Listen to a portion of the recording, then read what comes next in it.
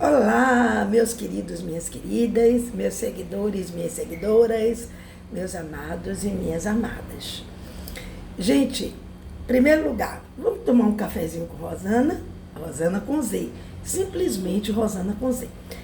Esse final de semana eu vivenciei algumas questões e gostaria de refletir algumas coisinhas com vocês.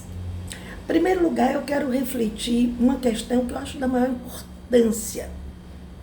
Realmente nós estamos vivendo uma das maiores tragédias da história do Brasil em relação ao Rio Grande do Sul, ao sul do país.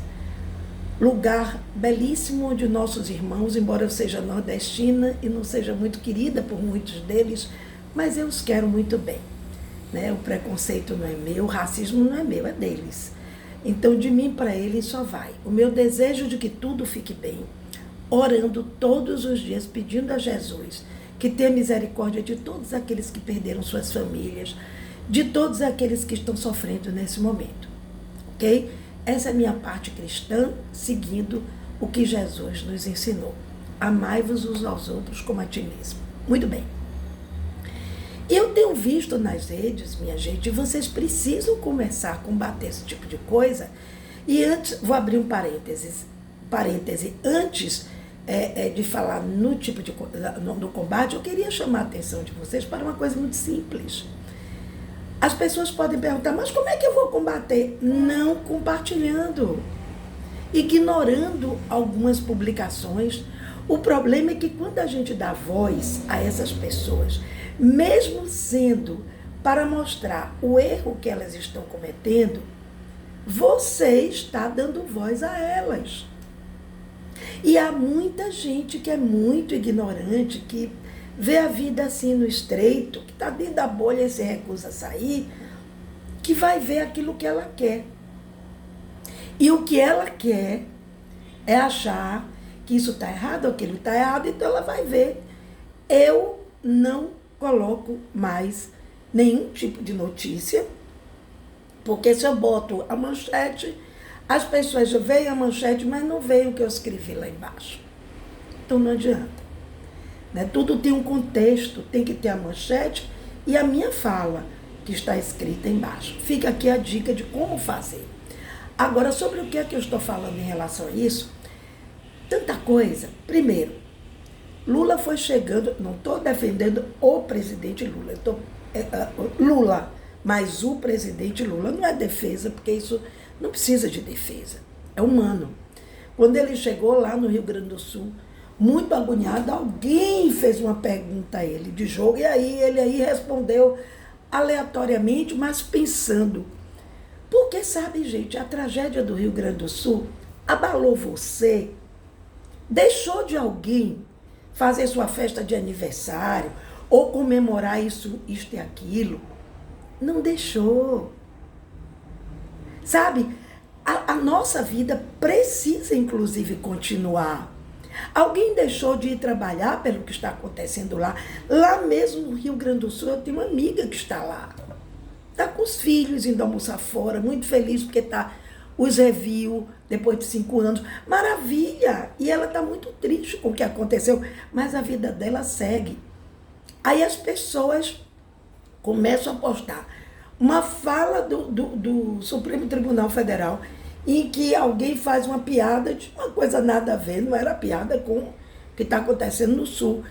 Aí publica e diz, enquanto no Rio Grande do Sul isso está acontecendo, certo?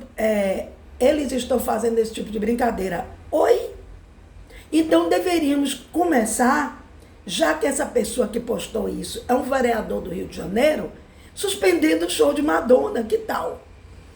Eu amo Madonna, gente. Eu sou assim. Ela não chega a ser um ídolo meu, não é. Mas assim, eu adoro. Madonna é uma mulher revolucionária. Então por que não começamos suspendendo todos os shows do país? Todas as festas foram mantidas em todos os estados, até onde eu saiba. Então, vamos parar de hipocrisia, porque quem posta esse tipo de coisas... Então, assim, ontem eu fiz um almoço para um casal de amigos que eu amo muito, e faria 10 vezes de novo. Não dançamos carnaval, batemos um bom papo, já não nos encontrávamos aqui na minha casa há algum tempo. Foi maravilhoso o nosso encontro. Eu fui fazer na cozinha a coisa que eu mais gosto de fazer, comida para quem eu amo. E fiz com afeto, com amor. E vinha cá, por eu ter feito isso, por eu ter entrado na cozinha, ter feito as comidinhas para os meus amigos, recepcioná-los, beijar, abraçar, rir um pouco, eu estou desmerecendo a dor dos meus irmãos? Gente, tem gente que rezou muito durante a guerra da Ucrânia. Depois que viu a questão da Palestina, esqueceu a Ucrânia. Eu não. Eu e muitas pessoas que estão comigo não se esqueceram, não. Então vamos parar de ser hipócritas. Tá legal? Ponto. A segunda coisa é a seguinte. Às vezes, Deus nos manda umas respostas fantásticas. Ontem, assistindo a um dorama, o Vincenzo, maravilhoso, me divertindo muito. O vilão da história, porque o gostoso do dorama é assim, o vilão ele nunca ganha um episódio completamente. Parece que sim, no outro episódio já vira, ele perde, cai de 4. Sem querer dar spoiler para quem não assistiu, porque todo mundo deveria assistir, porque é muito divertido. Além de ser muito inteligente, muito bem escrito, como eu já disse, por uma roteirista mulher, o que para mim já é fantástico. Tem sensibilidade, né? Não que os homens não tenham, eu quero dizer que, embora seja um filme relacionado à questão da máfia italiana, muito distante, na verdade é um filme que tem uma sensibilidade fantástica. E aí o vilão disse uma coisa que eu achei fantástica. Isso aí eu posso dizer. Ele disse que ele queria viver como Deus. E aí se pergunta por que eu vou resumir por causa do tempo. Ele disse que queria ver Deus, porque Deus é assim. Deus não aparece para ninguém. Ele se esconde, certo? Ele dá momentinhos de felicidade a todo mundo e depois ele vem impune. Ele mete o punhal e fica curtindo ver a desgraça do outro. E não é isso. Não é isso. Quando viemos para esse planeta, viemos com um propósito. E o propósito da aprendizagem. Um aluno não entra numa escola para ser perfeito. Ele entra perfeito se ele for perfeito, não é? Então, mas assim mesmo ele vai viver todas as adversidades impostas pela escola, que é normal, para educar. Né? Vai gostar de um professor, não vai gostar de outro, um professor vai suspender, o outro não, e ele vai ter raiva do outro, é da vida, esses sentimentos são dele, são genuínos, e ele vai levar isso para a vida dele. Mas no fim, ele se forma. E a partir daí começará uma nova história. Quando o vilão disse isso, me impactou. Eu parei e disse, gente, que horror. Como é que ele diz isso? Aí eu pensei em mim. E isso foi que me motivou a fazer uma reflexão. Eu andei assim muito triste uma temporada aí, há pouco tempo, viu gente? Há pouco tempo.